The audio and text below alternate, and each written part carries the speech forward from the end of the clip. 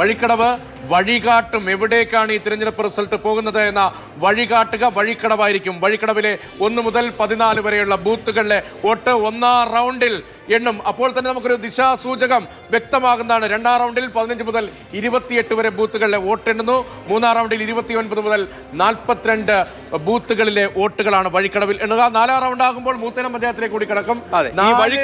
ബൂത്തുകൾ ഈ വഴിക്കടവിലെ 4 ബൂത്തുകളും പ്ലസ് മൂത്തേടവും കൂടിയാണ്. ഈ വഴിക്കടവിന്റെ കാര്യം പറയുമ്പോൾ 46 ബൂത്തുകൾ വളരെ ക്രൂഷ്യലാണെന്ന് പറയാൻ പല കാരണങ്ങളുണ്ട്. രതീഷ്, ഇന്നലെ വഴിക്കടവിന്റെ ചുമതലയുണ്ടായിരുന്ന UDF നേതാവുമായി ഇന്നലെ രാത്രി ഞാൻ സംസാരിച്ചു. അപ്പൊ അദ്ദേഹം കോൺഫിഡൻസിന്റെ രഹസ്യം പറയുന്നത് വഴിക്കടവ് നമുക്ക് കഴിഞ്ഞ തവണ അതിന് കാരണം അദ്ദേഹം പറയുന്നത് കഴിഞ്ഞ തവണ PV അൻവറിന് 53 വോട്ടിന് ലീഡ് കൊടുത്ത സ്ഥലമാണ് വഴിക്കടവ്. 2016 PV അൻവറിന് ലീഡ് കൊടുത്ത സ്ഥലമാണ് വഴിക്കടവ്. പക്ഷേ പഞ്ചായത്ത് നോക്കിയാൽ UDF 13 LDF 10 എന്നുള്ള നിലയിലാണ്. പക്ഷേ വഴിക്കടവിൽ 3000-ൽ കൂടുതൽ വോട്ടിന്റെ ലീഡ് എന്നുള്ളതാണ് UDF പറയുന്നത്. അതിന് 3 കാരണങ്ങൾ അദ്ദേഹം നിരത്തി. അതിൽ ഏറ്റവും പ്രധാനപ്പെട്ട കാരണം എന്ന് പറയുന്നത് അദ്ദേഹം പറഞ്ഞത്, UDFന്റെ പ്രമുഖനായ നേതാവ് പറഞ്ഞത്, മുസ്ലിം ലീഗിന്റെയും കോൺഗ്രസിന്റെയും പ്രവർത്തകർ ഇന്ന് രാവിലെ കണ്ടാൽ പോലും നേർക്കുനേർ മുഖാമുഖം നോക്കാത്ത വിധത്തിലുള്ള വൈരാഗ്യം അവിടെ ഉണ്ടായിരുന്നു. മുസ്ലിം ലീഗിനകത്ത് തന്നെ ഈ തരത്തിലുള്ള 2 വ്യത്യസ്ത കോണുകളിലുള്ള സംഗതികൾ ഉണ്ടായിരുന്നു. അപ്പോൾ അവർ പലരും കഴിഞ്ഞ തവണയൊക്കെ അൻവറിനാണ് വോട്ട് ചെയ്തത്. ഇത്തവണ പക്ഷേ UDF നേതൃത്വം ഈ പറയുന്ന ഇടഞ്ഞു നിൽക്കുന്ന മുഴുവൻ ആളുകളെയും എൻഗേജ് ചെയ്തു. അതായത് പലതരത്തിലുള്ള ആര്യാടന്റെ ജന്മസ്ഥലമാണ് കേട്ടോ വഴിക്കടവ്. വഴിക്കടവിലാണ് ആര്യാടൻ കുടുംബത്തിന്റെ വേരുകളുള്ളത്. ഒടുവിൽ ആര്യാടൻ 2011 മത്സരിക്കുമ്പോൾ ആര്യാടൻ ലീഡ് ചെയ്തു. അപ്പൊ പക്ഷേ ഈ വഴിക്കടവിനെ സംബന്ധിച്ച് ആര്യാടന്റെ എതിർപ്പ് മുസ്ലിം ലീഗ് പ്രവർത്തകർക്ക് ഉണ്ടായിരുന്നു.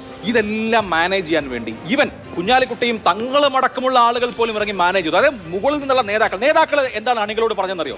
നിങ്ങൾക്ക് ആര്യാടനെ ഇഷ്ടമില്ലായിരിക്കും, ആയിക്കോട്ടെ, ചിഹ്നം മാത്രം നോക്കി വോട്ട് ചെയ്യണം. പ്രിയങ്ക ഗാന്ധിക്ക് നിങ്ങൾ ചെയ്ത ആ ചിഹ്നം ഉണ്ടല്ലോ, കൈപ്പത്തി, ആ കൈപ്പത്തിയിൽ വോട്ട് ചെയ്യണം. കോൺഗ്രസ്സുകാർ അടഞ്ഞു നിൽക്കായിരുന്നു. ആര്യാടനോട് താല്പര്യമില്ലാത്ത കോൺഗ്രസ്സുകാരുണ്ട്, ആര്യാടനോട് താല്പര്യമില്ലാത്ത ലീഗുകാരുണ്ട്. ഇവരോടൊക്കെ കൈപ്പത്തി, ഈ ചിഹ്നം കണ്ടാൽ മതി. ഇത് ഡു ഓർ ഡൈ ബാറ്റിലാണ്.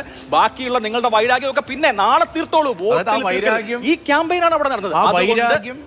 3000 കടക്കും എന്നുള്ളതാണ്. തെരഞ്ഞെടുപ്പിന്റെ ഫലം UDFന് പ്രതികൂലമാണ് എങ്കിൽ കോൺഗ്രസ് താങ്ങും.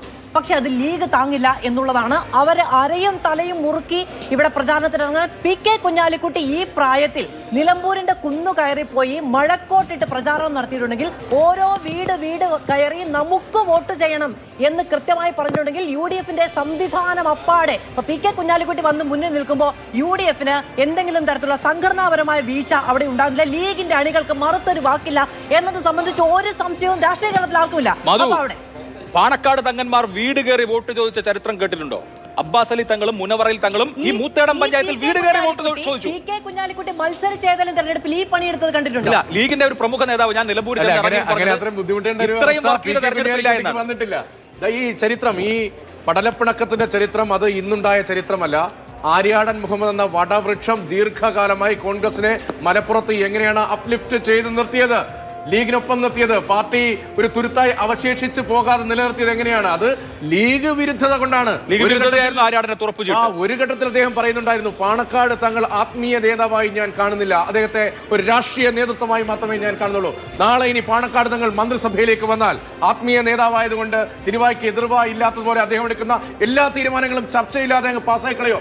മറ്റൊരു ഘട്ടത്തിൽ 2012-13 സമയത്ത് വളാഞ്ചേരിയിൽ ഒരു NGO അസോസിയേഷൻ യോഗ ഹാളിലേക്ക് എത്തുമ്പോൾ അവിടെയുള്ള അണികളായ ആളുകളുമായി സംസാരിക്കുമ്പോൾ വർഗീയവാദി എന്ന സ്വരത്തിൽ